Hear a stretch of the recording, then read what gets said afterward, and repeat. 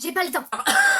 Dans la famille bronchite, je demande la mère. Faut que j'envoie ce mail, faut que j'envoie le texto. Mais qui va le faire à ma place si je le fais pas? Donc si mes M ressemblent à des B, si mes N ressemblent à des D, bah tiens pas rigueur s'il te plaît. Il faut absolument, mais absolument. Je suis overbookée. J'aurai jamais le temps, j'aurai jamais le temps. Salut à toi et bienvenue dans cette nouvelle vidéo.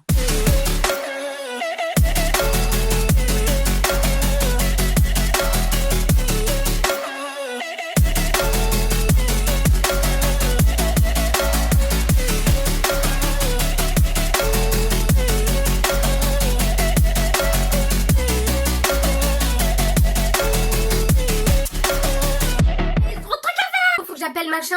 Waouh. Ralentis. Tu vas nous claquer entre les doigts. Je vois ton genou qui tremble. Et t'as vu tes mains?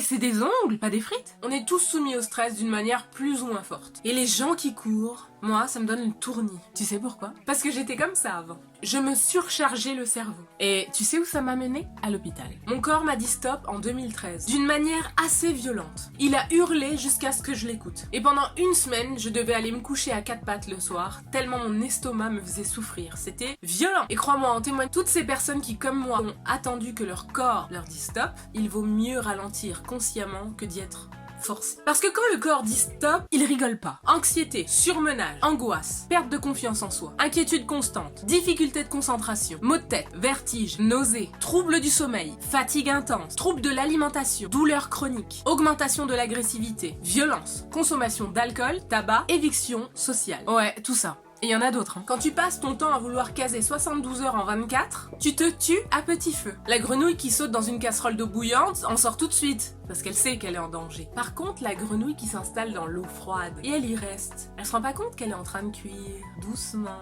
qu'elle est en train de mourir. En stressant trop, tu es la deuxième grenouille. Voici quelques astuces qui vont peut-être te permettre de te dégager du temps et de déstresser. Faire des listes de tâches. Je déteste me mettre des impératifs. Dans ma journée, je suis plutôt au feeling. Et je fais les choses quand je le sens. Mais parfois, il m'arrive de me faire des penses bêtes avec les tâches de la journée. Les fameuses et célèbres to-do list. Si tu as l'habitude de fonctionner comme ça, pose-toi et remets en question chaque tâche que tu fais normalement sur une semaine. Ne tombe pas dans ce piège. Ne surcharge pas tes journées. Range-les par ordre de priorité.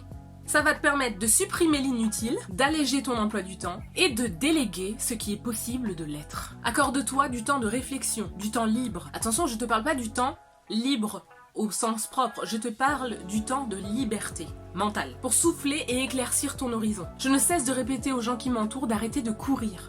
Parce que courir ne fait pas arriver plus vite aux objectifs fixés. Ça augmente le stress et ça augmente la fatigue. Tu peux te blesser en stressant, en courant dans tous les sens. Tu peux te blesser ou louper un éléphant dans un couloir. Courir pour tout ne te permet pas de faire les choses pleinement et ne te permet pas de faire les choses bien. Alors, qu'en ralentissant un peu, il se peut que tu améliores ou apportes un plus à un projet, à un travail, grâce au temps de liberté que tu accordes à ton cerveau, au moment même où tu réalises la tâche. Alors que si tu l'avais fait à la hâte, tu t'en serais tenu au plan A, et après coup, tu aurais réfléchi, en te disant que tu aurais pu faire mieux. Et tu aurais potentiellement perdu du temps à recommencer. Prends le temps. Ne te force à rien. Bien sûr, il y a les impératifs, ça c'est normal. Mais essaye de garder le plaisir dans tout ce que tu fais. Cherche et trouve une chose qui te challenge, qui te donnera envie de t'améliorer et qui te permettra du coup de trouver le plaisir dans ce que tu fais. C'est la clé pour garder un minimum de contrôle sur ton état mental et ton état physique. Ah, celle-là je l'aime bien. Ça c'est la plus importante. Fais une chose à la fois. Le cerveau multitâche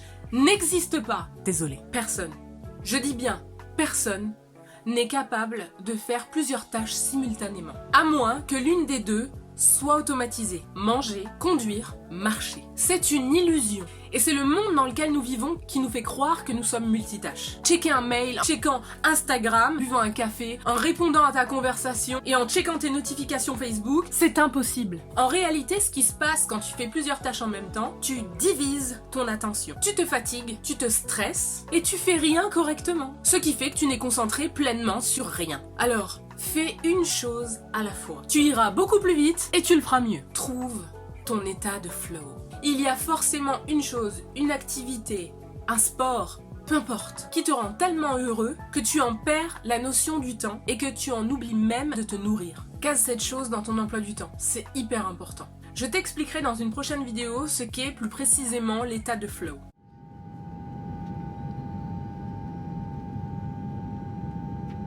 Bonjour et bienvenue à bord d'Airpunta Life. Veuillez suivre les règles suivantes afin de garder l'esprit tranquille et une vie zen. Respirez un grand coup, rien n'est insurmontable. Vous êtes plus fort que ce que vous pensez. Si ça a du mal à rentrer, répétez l'exercice de respiration et surtout, gardez le sourire. Bon voyage à bord d'Airpunta Life. Abonne-toi, clique sur la cloche, mets un petit pouce bleu parce que ça fait plaisir. Et maintenant c'est Johanna qui prend le relais. Parce que moi je suis bien trop zen et la vidéo va durer 4 heures si je continue à parler.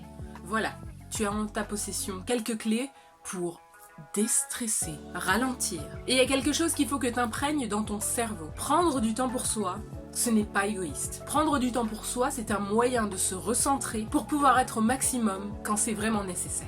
On inspire, on bloque, on expire. Ça va mieux?